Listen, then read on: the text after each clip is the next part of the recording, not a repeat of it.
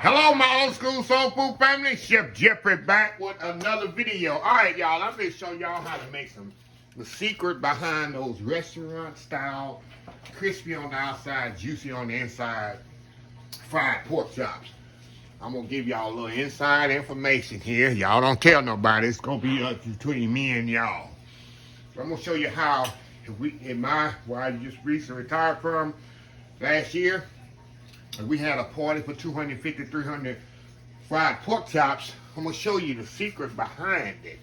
How to make the pork chops all nice and crispy.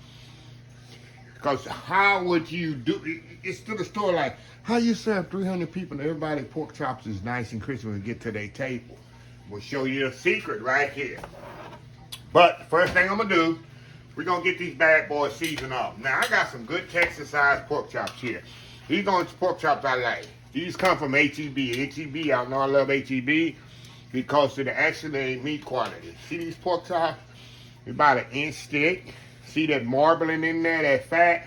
That's very important when you're cooking pork chops to have some fat marbling in there. You ever had a pork chop and no fat in it? That's why your pork chops are dry. There's no fat in it. If you got no fat on the pork, pork is dry quicker than any meat it is. If you have no fat in it to help it. You'll see that? So I got 6 of these. And what I'm gonna do here, we're gonna season these bad boys with my, my seasonings that I love. A little salt and pepper on there. A little Uncle Steve shake there. Sweet or spicy herb, that's the one I use. A little caveners Greek seasoning. Y'all know I love my caveners Greek seasoning. Turn them over here. Get the other side there.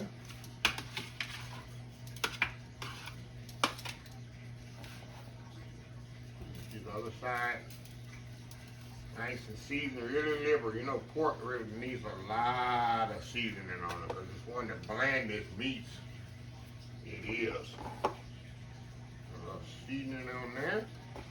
So we're going to season them really, really good. Okay. Alright, y'all. Like I say, y'all still with me here. Like I say, it's very important to get them seasoned good. Let me get this here out the way. Alrighty. Okay, next step here, we're going to put these in flour. What we're going to do, we're going to do the old school method in the restaurant. Everybody know, wet. So we're going to do dry, wet, dry. First thing I'm going to do, I'm going to put these in flour. We're going to go with buttermilk. And then we're going to go with the flour breadcrumb mixture. I got, in the flour I'm using, y'all, you know when I fry stuff, I fry it in self-rising flour. While I fry it in self-rising flour, because, hold on, y'all, I'll be right back, just a second.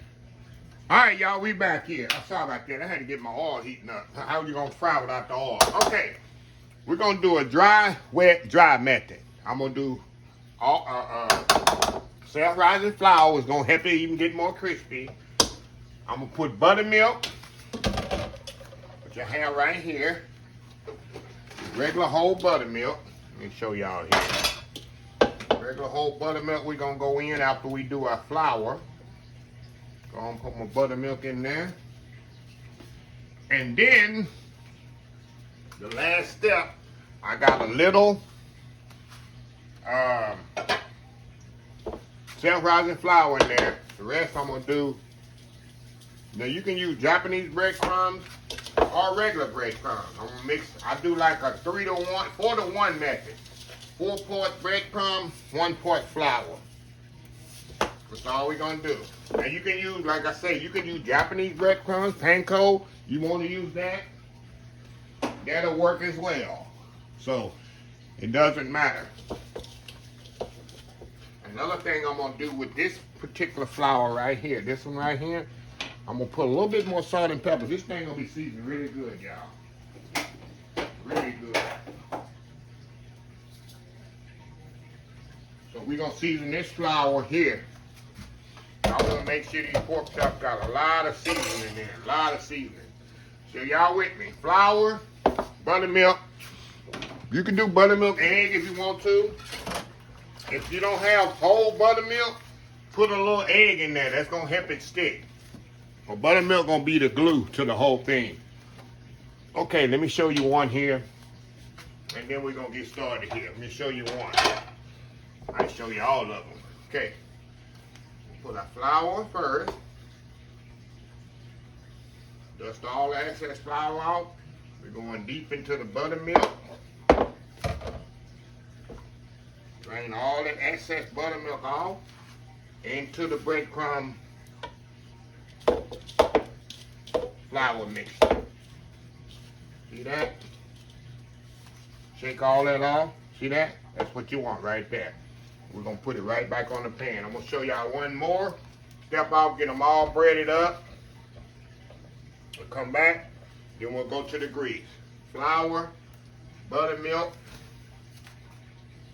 breadcrumb flour mixture. Mix this up in here. See that? That's it. See that? So I'm going to step off here, y'all. Get all these breaded up. We'll come back. And the grease will be heated up. And it'll be time to fry these bad boys off. I'm going to show you another secret. We'll be right back. All right, y'all. We are back. All right, y'all. Look how pretty these are. Look how beautiful and pretty these bad boys are. So now, hold on just a second here.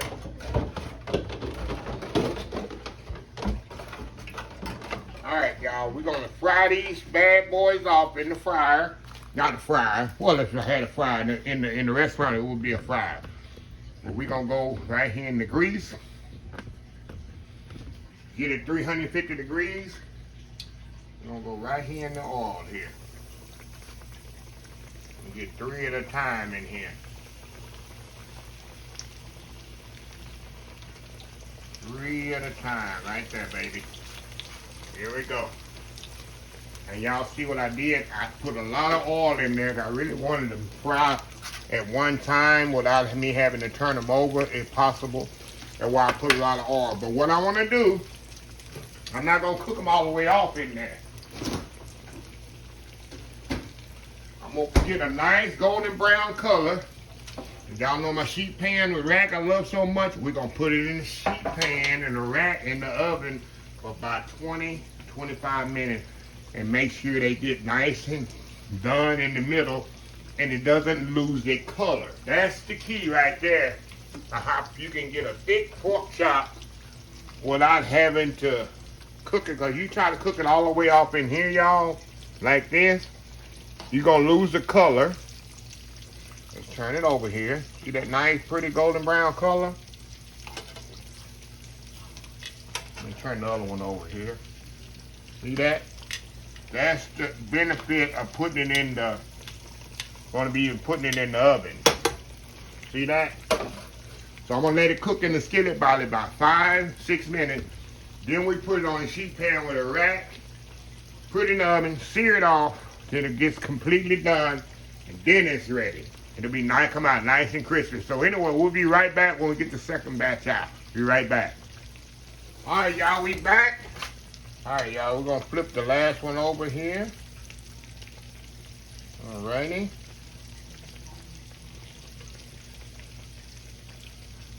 Okay, we're going to get these seared off here. Y'all can see these here. See how pretty these are? And they're going to be just like this when they come out the oven. So I'm going to put it on 350 degrees. We're going to cook them until they're completely done inside. And that's the key to having a nice, crispy, golden brown pork chop, and they're so thick. Because if you try to cook them in here and get them completely done in the skillet, majority of the time, they're going to be done up, and they're not going to be completely cooked either. So, that's the key. Give them one more minute here. We're going to take these off. And I'll do about 2 to 3 minutes on each side. That's it. That's all you need. 2 to 3 minutes on each side. And then you take them out, put them, make sure it's a sheet pan with a rack. That's important. Don't just put it on a rack, a sheet pan in the oven, because it's going to sit in its own greases. I'm going to take this off. Take this this off of here. Gonna put that right there on the pan here. And you see how that's gonna drain.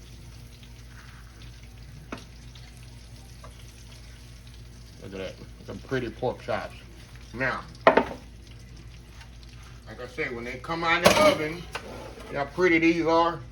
Now I'm gonna put them in the oven, 350 degrees. So these gonna take about 20 minutes, 25 minutes, y'all, on these. And when they come out, they're gonna be nice and golden brown, just like it is now, and cooked perfectly, juicy inside. So we'll be right back. All right, y'all, we are back. Just took the pork chops out the oven. Look at that nice, pretty pork chops, y'all. Nice golden brown. And yes, they are completely done. They are completely ready. And listen here. In case you can't hear how crispy they are. Crispy, golden, brown pork chops. So what I'm going to do, I'm going to let them rest. That's definitely what you need to do.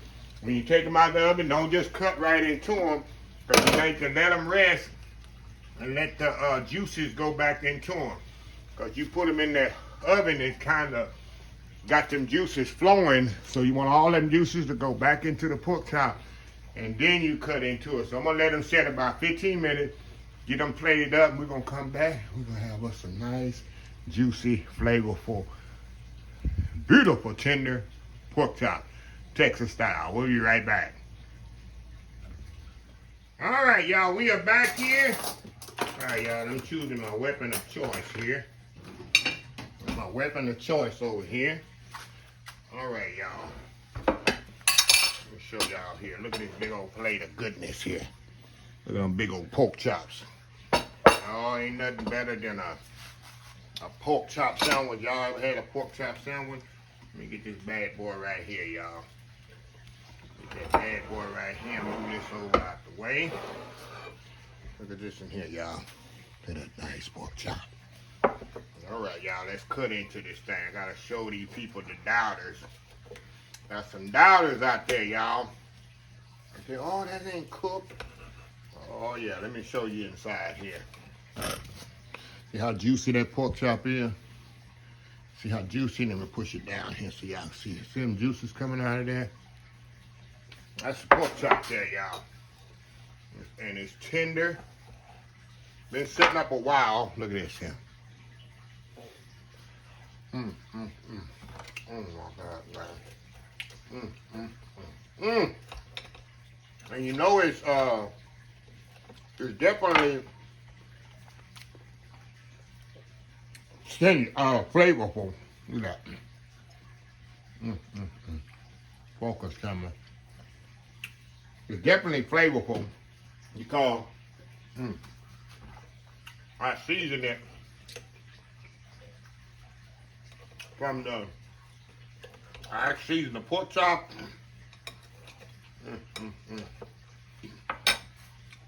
And